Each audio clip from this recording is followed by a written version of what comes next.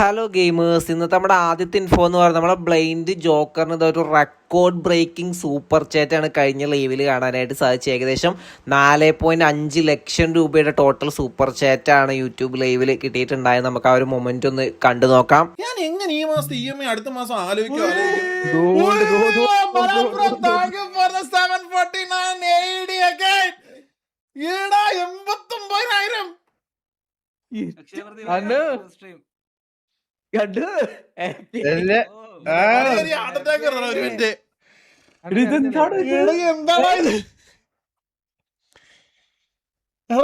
Thank you so much guys. Thank you for the. എടാ എത്രടാ 2000 ID അങ്ങനെ ചെയ്തില്ലേ? ജോക്കറെ കുട്ട thank you for 1000 rupees super chat. Fast bees bro thank you for the 2000. ഓക്നൈസ് thank you for the 10,000.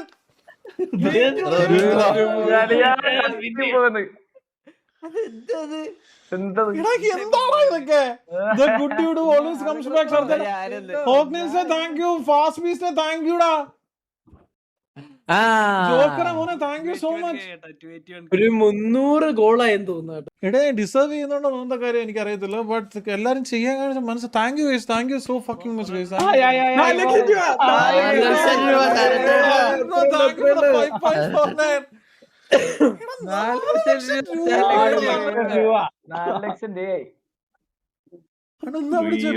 മോനെ Pranav thank you four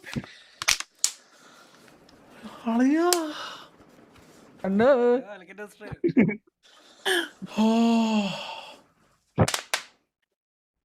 എല്ലാരും card block ആയിരുന്നു, ബാങ്ക് ബ്ലോക്ക് എല്ലാരും ലിമിറ്റ് ആയിട്ട് തോന്നുന്നു. Thank you guys. Thank you guys. Thank you so fucking much. കണ്ണുകൂടില്ല hello. എടാ 4 ലക്ഷം രൂപയുടെ എന്റെ അക്കൗണ്ടിൽ 40,000 വന്നിട്ട് 3 വർഷമായി. കൂടുതൽ പൈസ വന്നിട്ട്.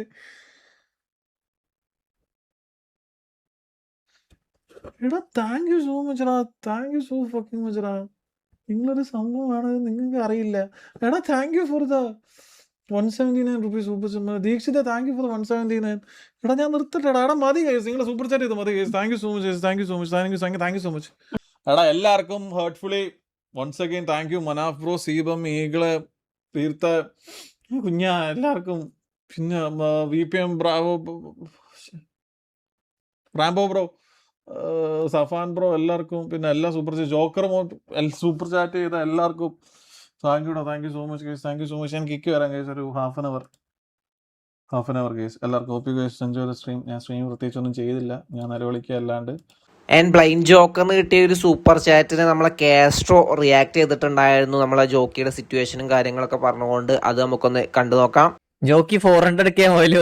ഞാൻ കണ്ടായിരുന്നു. ഞാൻ ലൈവ് കണ്ടായിരുന്നു.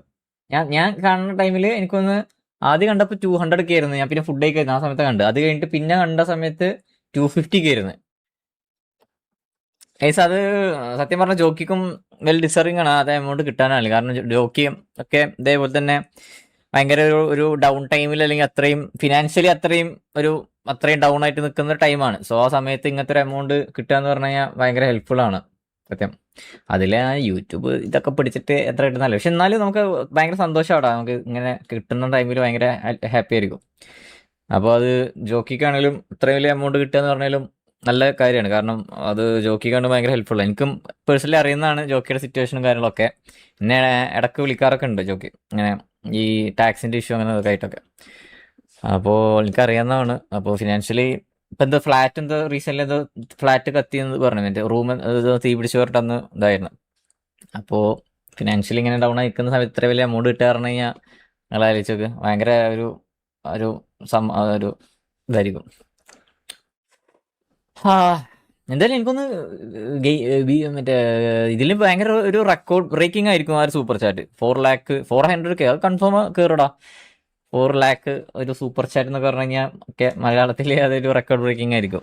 എൻ്റെ അടുത്തൊരു ഇൻഫോ എന്ന് പറഞ്ഞാൽ നമ്മളെ സായി പോപ്പി ഇതാ വീണ്ടും ആ ഒരു കോമ്പറ്റേറ്റീവിലേക്ക് തിരിച്ചു വരുന്നതിനെ കുറിച്ചും അതുപോലെ തന്നെ ഒഫീഷ്യൽ ടൂർണമെന്റുകളിലൊക്കെ കളിക്കുന്നതിനെ കുറിച്ചും സംസാരിച്ചിട്ടുണ്ടായിരുന്നു. അത് നമുക്കൊന്ന് കണ്ടു നോക്കാം.